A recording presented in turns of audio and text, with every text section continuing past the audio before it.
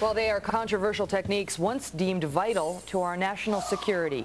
Now the Department of Justice has released extensive memos on the CIA's interrogation techniques of terror detainees.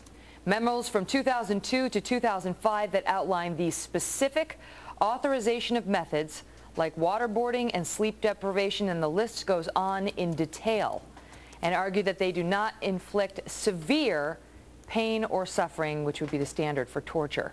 Now, the techniques were used against suspects like 9/11 mastermind Khalid Sheikh Mohammed. Effectively, they helped expose potential attack plots against the United States, according to intelligence officials. But will the release of these documents hurt our troops on the ground now, or could they put our national security in jeopardy? Some in Congress think so. Some former Bush administration officials are outraged at President Obama's decision to release these things. Fair and Balanced debate now with Doug Heye. He's the former communications director for Senator Richard Burr of North Carolina and the Michael Steele for Senate campaign. And Eric Yaverbaum is a Democratic strategist and president of Ericho Communications. Good morning, gentlemen. Good morning. Thanks for being here. Good morning, Megan. Wow, this is very controversial. President Obama did not have to release these. The ACLU sued for release of the documents under the Freedom of Information Act. The court ordered release and then gave the president until a date certain yesterday to respond. He could have objected. He could have redacted them further, which is what the head of the CIA, his CIA, wanted him to do. He refused. He said it was time to shed some light on exactly what our troops were doing. Eric, was that the right move? You know something? Boy, I can't believe I'm saying this on Fox. For the last decade, I've been debating everybody here, and I'm disappointed. I think that it is in line with the Obama presidency of transparency, of over-communication, but I don't see why this was necessary. Really? I am very concerned about the notion of classified information. For those of us in the world who ever have read classified information, it's classified for a reason. And I think that people who are doing jobs that involve classified information should know that it is classified. That's interesting. And you don't really hear that from a lot of Democrats. A lot of Democrats think the president No, I has know, shed and new boy, I'm going to light. get a lot of phone calls for saying this one. Well, good for coming on and saying how you really feel. That's what we want. Doug, let me ask you, because President Obama, just so our viewers know, this is how he justified it. He said, look, this is a time for reflection, not retribution. We have been through a dark and painful chapter in our history.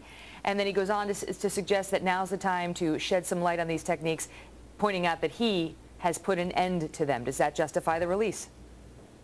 Well, you're right to use the word, or the president used the word retribution.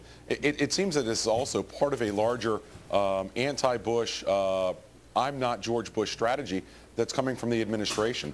Obviously, there was a real yin and yang between... I'm going to let you finish your point, but let me just interject that President Obama goes on to say in this, a moment after the line I just read, he said, but at a time of great challenges and disturbing disunity, nothing will be gained by spending our time and energy laying blame for the past. You're saying that's exactly what he's doing here. Well, I think if you look at the past 87, 88 days, whatever it's been, that's been everything that he's been doing, from the economy to the war on terror. I know we can't call it the war on terror, but this is a troubling decision. It's something that really has troubled many of the Bush administration officials, troubled people within the Obama administration. Clearly, what we've seen is that there's been a push and pull between various parts of the administration. This was really pushed by the Justice Department, and right, not only ties the hand of the president. The Attorney General wanted it. The head of the CIA did not want it, and President Obama sided with his Attorney General. But Eric, let me ask you, one of the concerns that people have raised is this going to endanger our troops on the ground? Is it going to compromise interrogation techniques now, because the terrorists now know, they have it in writing, the full extent of what we were allowed to do under President Bush, and they know for a fact that we're not going to do as much to them under President Obama. No, I don't think it's going to compromise anybody's security, on the ground. And I think at least a part of what we've read now, or the entire country has read, is already known, but just a part. But what's more troubling to me is that if they made a decision and this was I just don't see anything gained by this, and I don't look at it as look at how bad Bush was, or let me separate myself from the previous administration. I believe that it's part of his communication strategy, and for the most part, I am a big fan, but I think this was a flawed decision. Doug, do you think that this will do what President Obama wants done? In other words, send a message to our enemies that we've entered into a new phase and that the United States is going to live up to certain ideals that he thinks we were not adequately living up to, that this is somehow going to change the terrorists? Megyn, it certainly sends a message to our enemies. And the president has already sent messages to, let's say, Iran, that he's willing to sit down and negotiate without any preconditions. It's something that the Secretary of State was pretty critical of about this time a year ago on the campaign trail. That's one of the reasons it's troubling. But do you think that there's a way, my question is about, he's trying to send a message here, not just to the terrorists, but to the world, that we are better than we were under the Bush administration in President Obama's view. He obviously doesn't support these techniques.